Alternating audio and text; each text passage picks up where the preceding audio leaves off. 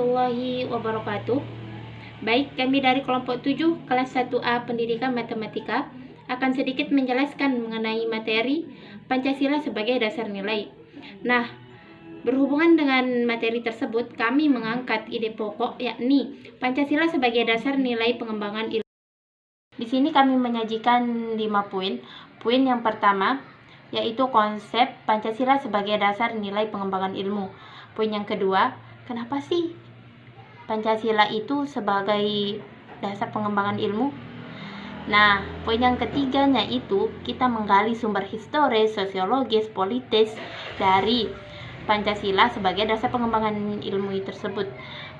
Poin yang keempat adalah argumen tentang dinamika dan tantangan Pancasila sebagai dasar pengembangan ilmu di negara kita tercinta ini, yakni negara Indonesia. Dan poin terakhirnya adalah esensi dan urgensi Pancasila sebagai dasar nilai pengembangan ilmu.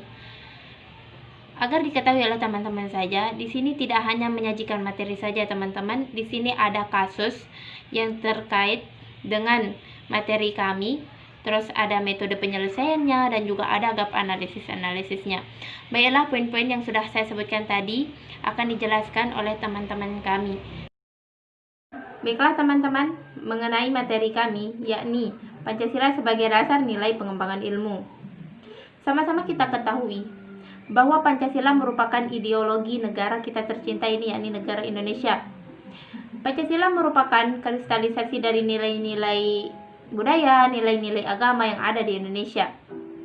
Pancasila juga mengakomodir warga negaranya, mengakomodir aktivitas warga negaranya, baik dalam aktivitas bermasyarakat, berbangsa maupun bernegara, dan juga dalam aktivitas ilmiah.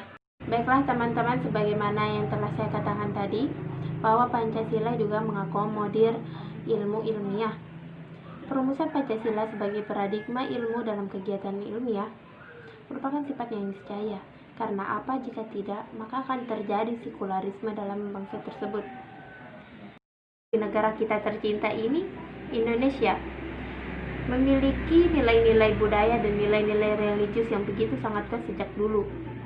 Oleh karena itu, pengembangan ilmu harus sesuai dengan nilai-nilai ideologi negara. Jika tidak, maka itu sama halnya dengan membiarkan pengembangan ilmu tanpa arah dan tujuan serta orientasi yang tidak jelas. Poin kedua, menanyai alasan diperlukannya Pancasila sebagai dasar nilai pengembangan ilmu. Beberapa alasan diperlukannya Pancasila sebagai dasar nilai pengembangan ilmu pengetahuan dan teknologi atau IPTEK dalam kehidupan masyarakat Indonesia. Yang pertama, kerusakan lingkungan yang ditimbulkan oleh IPTEK, baik dengan dalih percepatan pembangunan daerah tertinggal atau upaya peningkatan kesejahteraan masyarakat.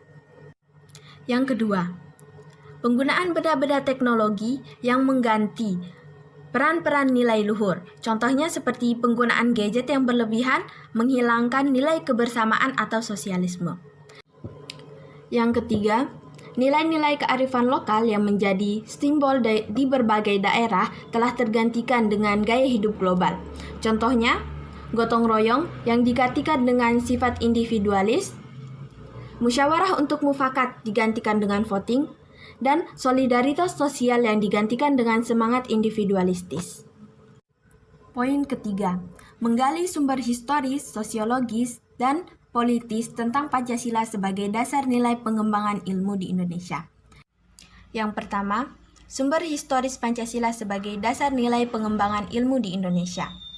Sumber historis Pancasila sebagai dasar nilai pengembangan ilmu di Indonesia dapat dilihat dalam dokumen negara, yaitu pembukaan Undang-Undang Dasar 1945, alinea keempat yang berbunyi, kemudian daripada itu, untuk membentuk suatu pemerintah negara Indonesia yang melindungi segenap bangsa Indonesia dan seluruh tumpah darah Indonesia, dan untuk memajukan kesejahteraan umum, mencerdaskan kehidupan bangsa, dan ikut melaksanakan ketertiban dunia berdasarkan kemerdekaan, perdamaian abadi, dan keadilan sosial, dan seterusnya.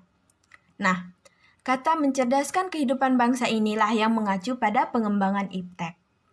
Yang kedua, sumber sosiologis Pancasila sebagai dasar nilai pengembangan ilmu di Indonesia. Sumber sosiologis Pancasila sebagai dasar nilai pengembangan iptek dapat ditemukan pada sikap masyarakat yang sangat memperhatikan dimensi ketuhanan dan kemanusiaan, sehingga manakala iptek tidak sejalan dengan nilai ketuhanan dan kemanusiaan biasanya tertolak. Contohnya, penolakan masyarakat atas rencana pembangunan pusat pembangkit listrik tenaga nuklir di Semenanjung Muria. Yang ketiga, sumber politis Pancasila sebagai dasar nilai pengembangan ilmu di Indonesia. Sumber politis Pancasila sebagai dasar nilai pengembangan ilmu di Indonesia dapat dilihat dari berbagai kebijakan yang dilakukan oleh para penyelenggara negara. Habibie dalam pidatonya tanggal 1 Juni 2011 menegaskan bahwa penjabaran Pancasila sebagai dasar nilai dalam berbagai kebijakan penyelenggaraan negara merupakan suatu upaya untuk mengaktualisasikan Pancasila dalam kehidupan. Sehingga dapat disimpulkan bahwa sumber politis Pancasila sebagai dasar nilai pengembangan ilmu pengetahuan dan teknologi hanya bersifat apologis, karena hanya memberikan dorongan kepada kaum-kaum intelektual untuk menjabarkan nilai-nilai Pancasila lebih lanjut. Membangun argumen tentang dinamika dan tantangan Pancasila sebagai dasar nilai pengembangan ilmu. Yang pertama, dinamika Pancasila sebagai dasar nilai pengembangan ilmu. Penetapan Pancasila sebagai dasar negara itu memberikan pengertian bahwa negara Indonesia adalah negara Pancasila. Hal itu mengandung arti bahwa negara harus tunduk kepadanya. Mengenai hal ini, Kirdi Dipo Yudo menjelaskan bahwa negara Pancasila adalah suatu negara yang didirikan, dipertahankan, dan dikembangkan dengan tujuan untuk melindungi dan mengembangkan martabat dan hak-hak asasi semua warga Indonesia. Adapun argumen tantangan Pancasila sebagai dasar nilai pengembangan ilmu, yang pertama, kapitalisme yang menguasai perekonomian dunia, globalisasi menyebabkan lemahnya daya saing bangsa, konsumerisme menyebabkan negara menjadi pasar produk teknologi negara lain. Yang keempat, pragmatisme yang berorientasi pada 3 ciri. Yang pertama, workability atau keberhasilan, satisfaction atau kepuasan, dan result atau hasil. Slide selanjutnya mendeskripsikan esensi dan urgensi Pancasila sebagai dasar nilai pengembangan ilmu untuk masa depan. Esensi ini seperti yang dikemukakan oleh Profesor Wahyudi Setiawan, bahwa Pancasila sebagai dasar nilai pengembangan iptek adalah Pancasila sebagai paradigma ilmu pengetahuan dan pembangunan bangsa, yaitu sila pertama, memberikan kesadaran pada manusia hidup di dunia ibarat menempuh ujian. Sila kedua, memberikan arahan, baik bersifat universal maupun khas. Sila ketiga, memberikan landasan esensial bagi kelangsungan negara kesatuan Republik Indonesia. Yang keempat, memberikan arahan asa kerakyatan. Yang kelima, memberikan arahan agar selalu diusahakan tidak terjadinya jurang gap kesejahteraan di antara bangsa Indonesia. Adapun urgensinya meliputi hal-hal sebagai berikut. Yang pertama, perkembangan ilmu dan teknologi tidak berakar pada nilai-nilai budaya bangsa. Yang kedua, perkembangan ilmu pengetahuan lebih berorientasi pada kebutuhan pasar. Dan yang ketiga, pengembangan ilmu pengetahuan dan teknologi belum melibatkan masyarakat secara luas. Isu-isu atau masalah yang berkaitan dengan ilmu pengetahuan dan teknologi. Yang pertama yakni hacker.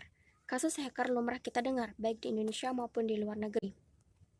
Adapun contoh kasus hacker di Indonesia, peretasan situs Pak SBY, peretasan situs KPU pada tahun 2014, peretasan situs KPAI. Selanjutnya kasus penculikan. Kasus penculikan pernah terjadi pada seorang gadis di bawah umur yang bernama Marita Nopatriani, yang dimulai atau berawal dari perkenalan melalui jejaring sosial media Facebook pada tahun 2010. Selanjutnya kasus penyebar berita hoax. Pada tahun 2017, Kemenkominfo tercatat sekitar 800.000 kasus penyebar berita hoax, di mana dimanfaatkan oleh oknum-oknum tertentu untuk kepentingan pribadinya. Kemudian selanjutnya kasus bullying pernah terjadi di Universitas Gunadarma yang menjadi korbannya yakni seorang yang berkebutuhan khusus yang diperlakukan tidak baik atau tidak senonoh. Selanjutnya kasus penipuan online, di mana Barreskrim mencatat sekitar 1.617 kasus penipuan online pada tahun 2019. Contohnya kemarin-kemarin terjadi pada Kaisang Pangarep yang berkedok jual beli online yang dilakukan oleh 4 bocah SMP.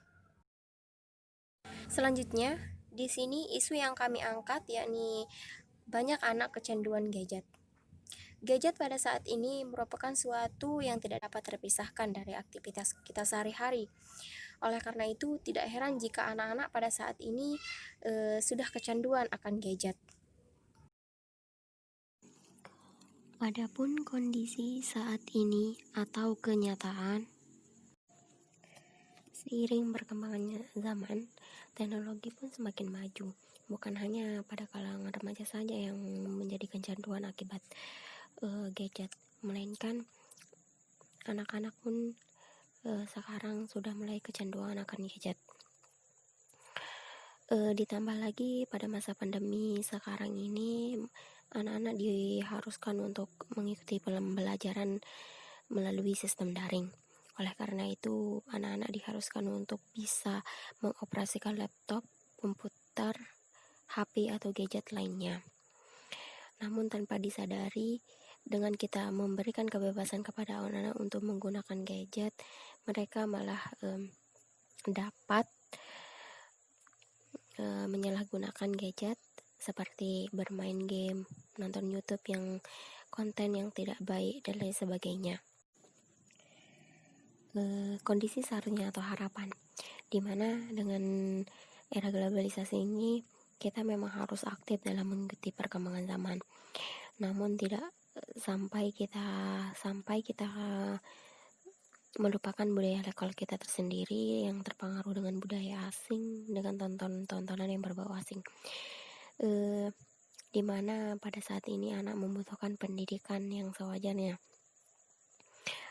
Dengan adanya gadget, malah anak-anak tidak mau belajar dan hanya memprioritaskan gadget dan yang memprioritaskan penggunaan gadget. Oleh karena itu, perlu pengawasan dari orang tua semaksimal mungkin.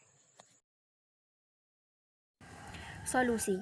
Seperti yang sudah tertera di pada slide, solusi dalam penanganan kasus ini sebenarnya banyak, namun kita menggarisbawahi detoksifikasi gadget, di mana penggunaan gadget itu sendiri seharusnya berada di bawah pengawasan orang tua. Adapun manfaat dari detoksifikasi gadget itu sendiri, yang pertama membuat anak lebih fokus belajar, yang kedua menyebabkan hidup anak lebih bahagia dan mental yang lebih sehat, yang ketiga membuat daya ingat anak lebih meningkat. Yakni langkah-langkah dalam penyelesaian solusi tersebut. Yang pertama, yang seperti sudah tertera di slide, yang pertama yakni meminta maaf kepada anak. Maksudnya di sini adalah meminta maaf atas larangan menggunakan gadget. Kita harus menjelaskan secara baik-baik mengapa dilarang. Kemudian yang kedua, menjelaskan niat berubah dan penggunaan gadget pada orang tua. Kenapa orang tua perlu menggunakan gadget?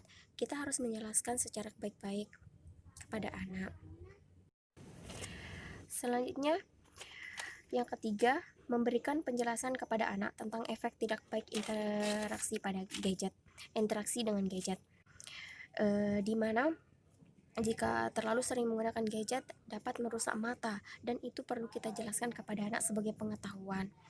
Yang keempat, membuat kesepakatan gadget untuk keluarga, di mana kurangi penggunaan gadget pada orang tua dan tidak menggunakan gadget di depan anak. Selanjutnya, tahap kesepakatan. Yang pertama, membuat jadwal kapan saja boleh bermain gadget dan berapa lama. Nah, ini perlu diberikan pengarahan kepada anak, waktu-waktu yang diperbolehkan dalam penggunaan gadget dan berapa lama dalam penggunaan gadget tersebut. Yang kedua, berikan syarat jika anak hendak main gadget. Nah, di sini misalkan ada tugas sekolah dari anak, maka perlu tugas sekolah diselesaikan terlebih dahulu, baru kita memberikan penggunaan gadget kepada anak. Yang ketiga, jelaskan konten apa saja yang boleh dilihat anak.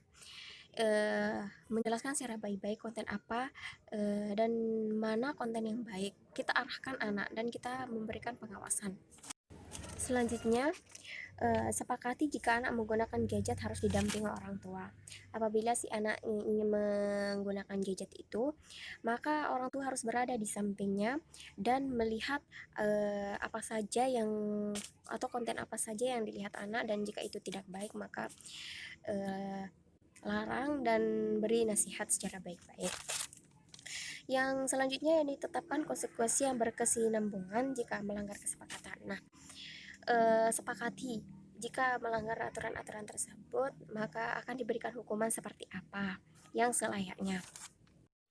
Selanjutnya, bicarakan baik-baik dan menyenangkan dengan semua anggota keluarga. Perlu antara semua anggota keluarga, perlu pengertian, seperti halnya yang tadi pernah saya katakan bahwa sebaiknya tidak menggunakan gadget di depan anak.